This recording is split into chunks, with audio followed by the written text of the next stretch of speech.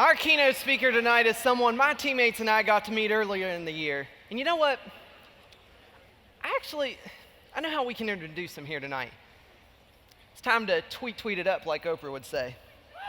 Yeah, I watch Oprah. What of it? Time to go over to Twitter.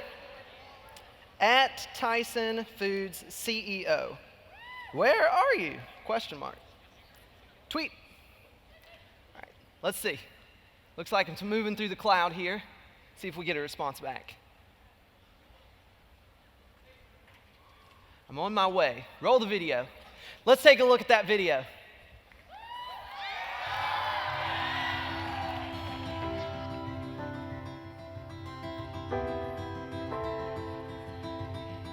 I started my own egg production operation here in West Virginia with one chicken and grew it into 350.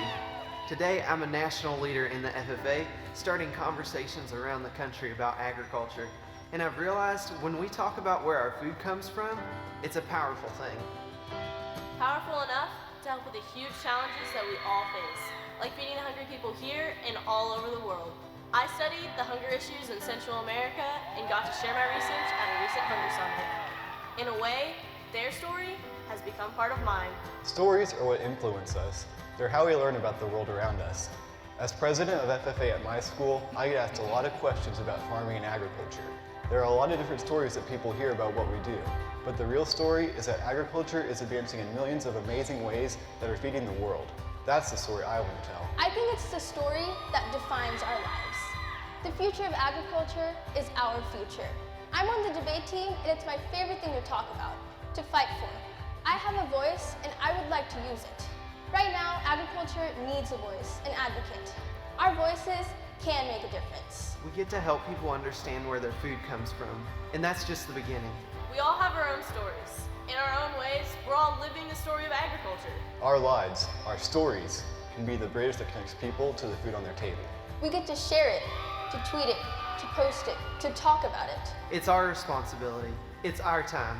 I'm seeing firsthand the influences we can have to change the conversation and change the world. That's what it will take, and that's what I can do. And we need you too.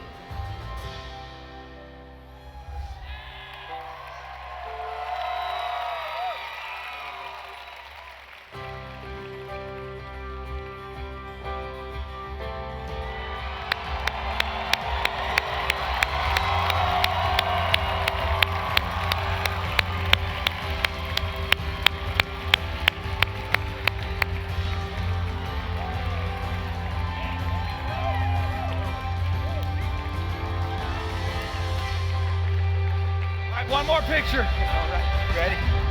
All right, one more. All right. All right, hang on.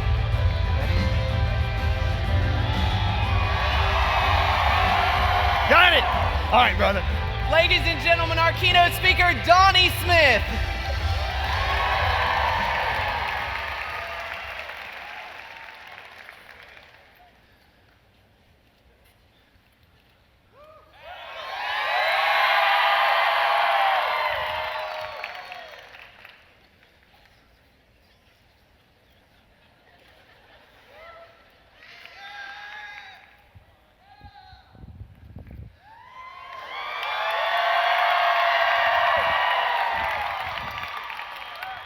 Now, I'm just going to guess that tonight your teachers told you that whatever you do, put your phone away and pay attention, right?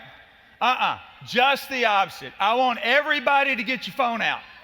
Everybody, get your phone out, turn them on, light them up. It's a whole new day. Let's go. Let me see your phones, Louisville. Let me see them all. Yeah, let me see them all. Light it up. Yeah. Okay, now here's what I want you to do. You see that tweet? No? See the tweet? I want you to send out that hashtag to everybody you know.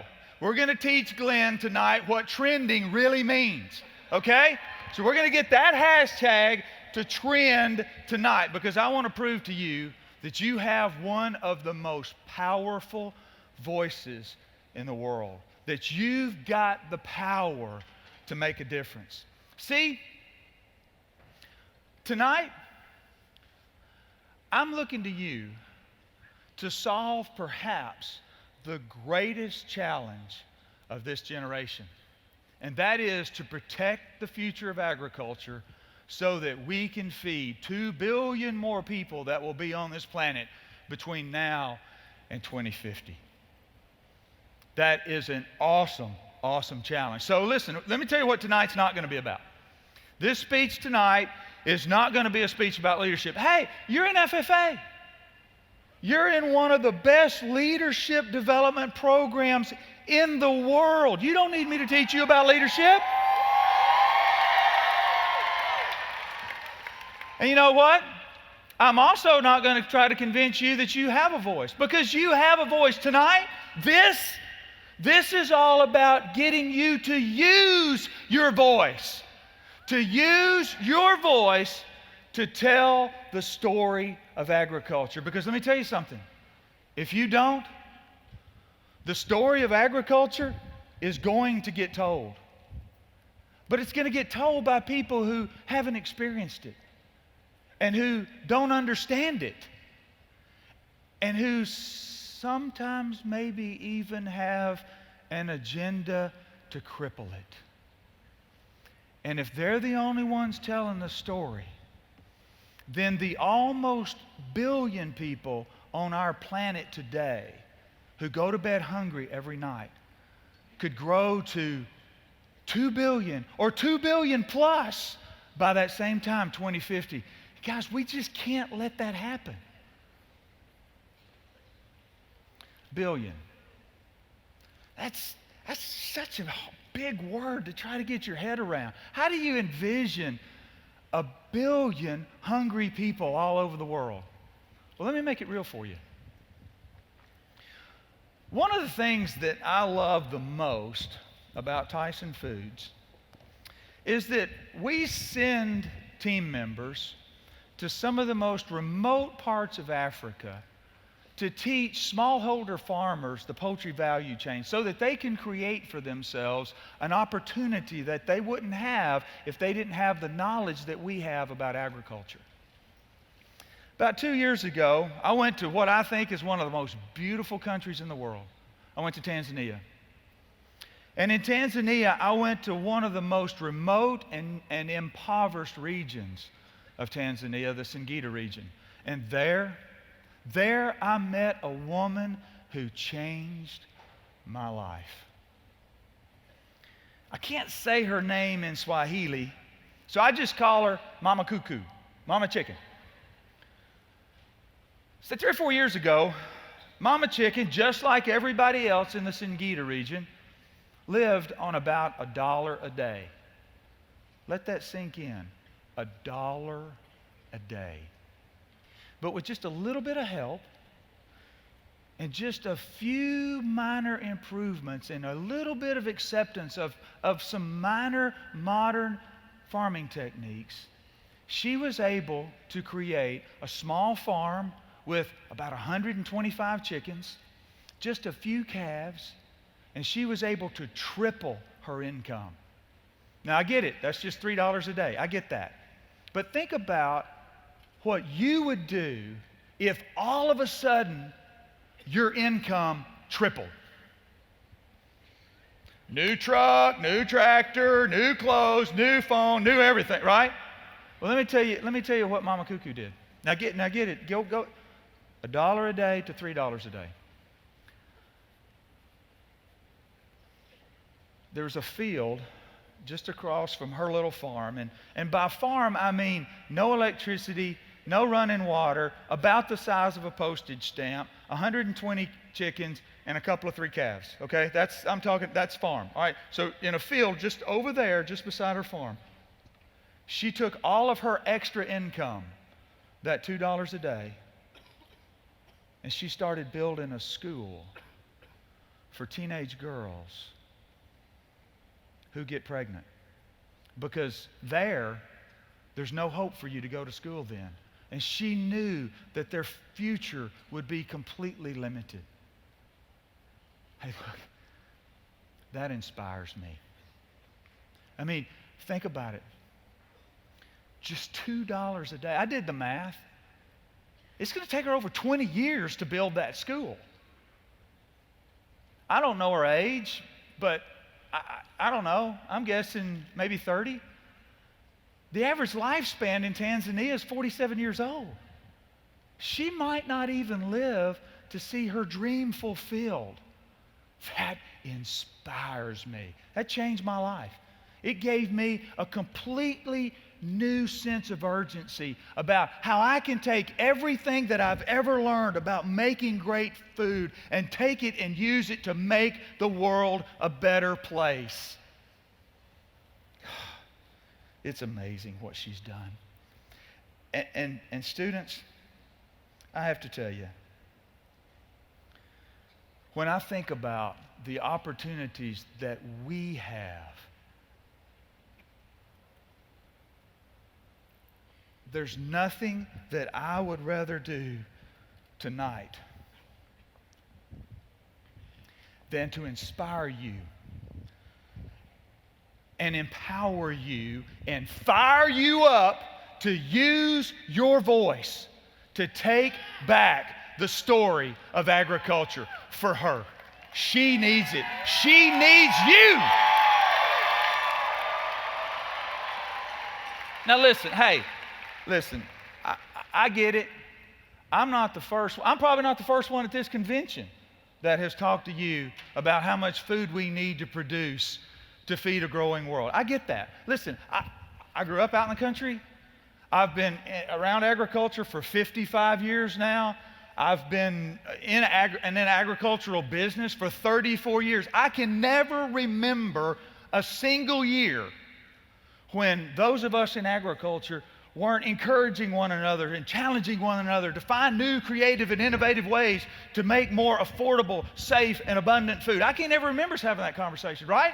We've always talked about that. That's what we do. You go all the way back to, like, I don't know, the 1700s, and there was Eli Whitney with innovation. And then in the 1800s, there's George Washington Carver with innovation.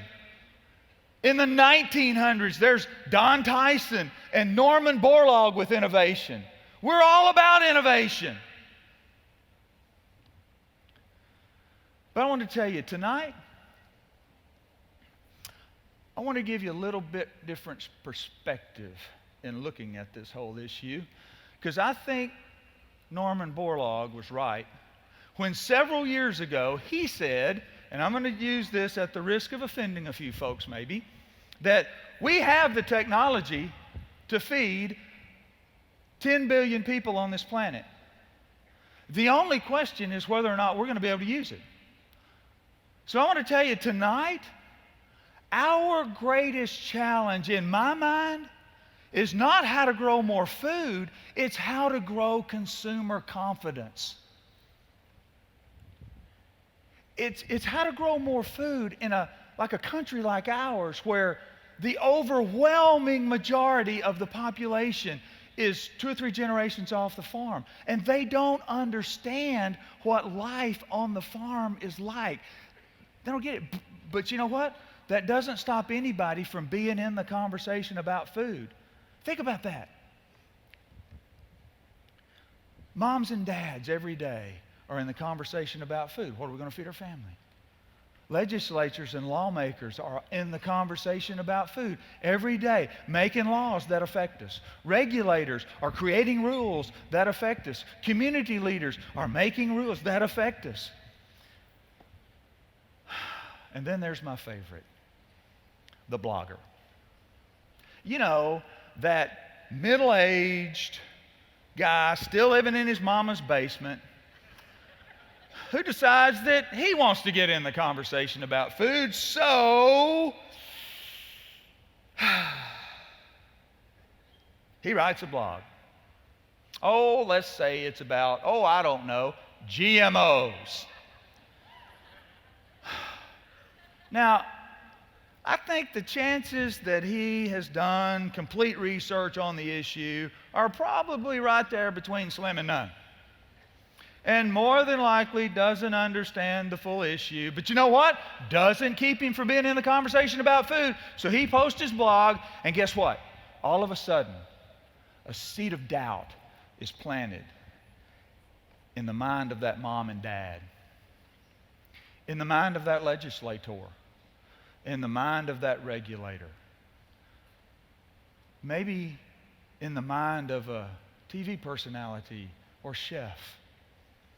And that's what makes you so powerful, because you understand agriculture. See, there's this reality about food and agriculture that you can only get through experience. The experience you're getting in FFA. You get it. Let me tell you something else. Let me tell you something that makes you unique.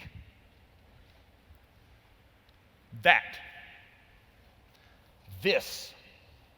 You see, there is this incredibly important bridge between food and agriculture and the rest of the world that consumes it. That bridge is communication, and it is changing dramatically. When I think back to the traditional sources of media that I grew up with, you know what? Less and less important today.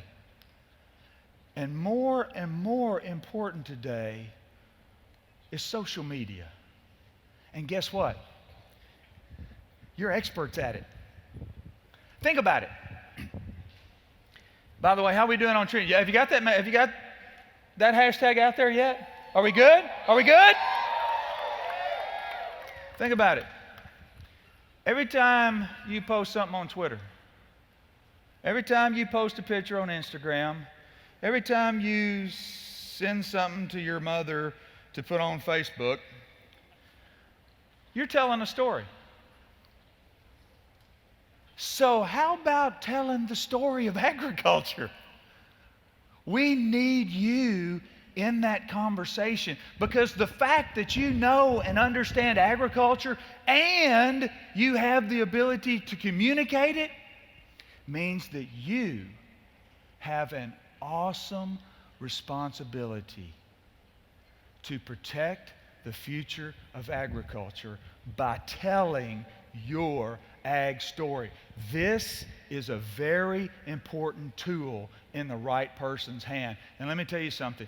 You're the right person. You may say, oh, wait a minute. I'm just a student. Nobody's going to listen to me.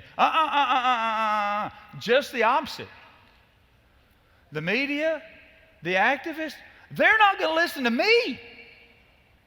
Remember, Big Ag has to have an agenda when he talks about this stuff. It's all about the money. That's all he cares about, right? That's the story on me. You've heard it. But not you. You're there. You're real. You're authentic. You do it every day. You are agriculture.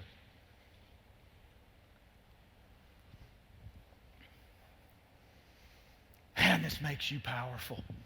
You know agriculture and you know how to communicate it. FFA, take back the conversation. You know it. You can communicate it better than anyone else. Stand unafraid to be able to combat some of the nonsense and the deception that's out there in social media, because you know the truth. These people are hijacking your story and your future, and you need to take it back. This is your story. This is your ag story, and you need to take back the conversation. So here's what I want to know. Who will stand with me tonight and commit to take back the story of food and agriculture? That's right. That's right. Who will stand with me and use your voice? Use your voice and take back the story, FFA. This is your story. This is your time. We need you.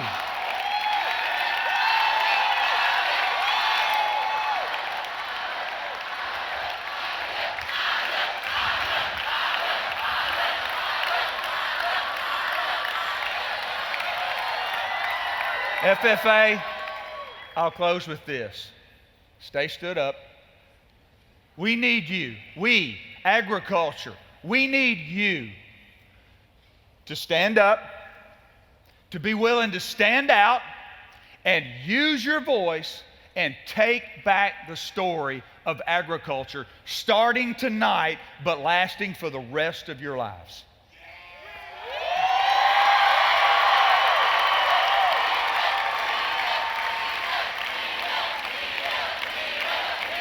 Take it back! Take it back! Take it back! Take it back! You're awesome. Let's show Mr. Smith we're willing to take back the conversation tonight.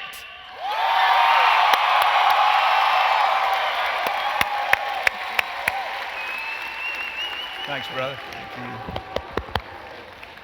Mr. Smith, you've not only been a friend to our organization, but a leader in our industry. Thank you so much for showing us how we can all give all out and share the story of agriculture. Together, we will continue to succeed, and we will continue to feed the world. Thank you so much. Thank you. Yes. Thanks, Wes.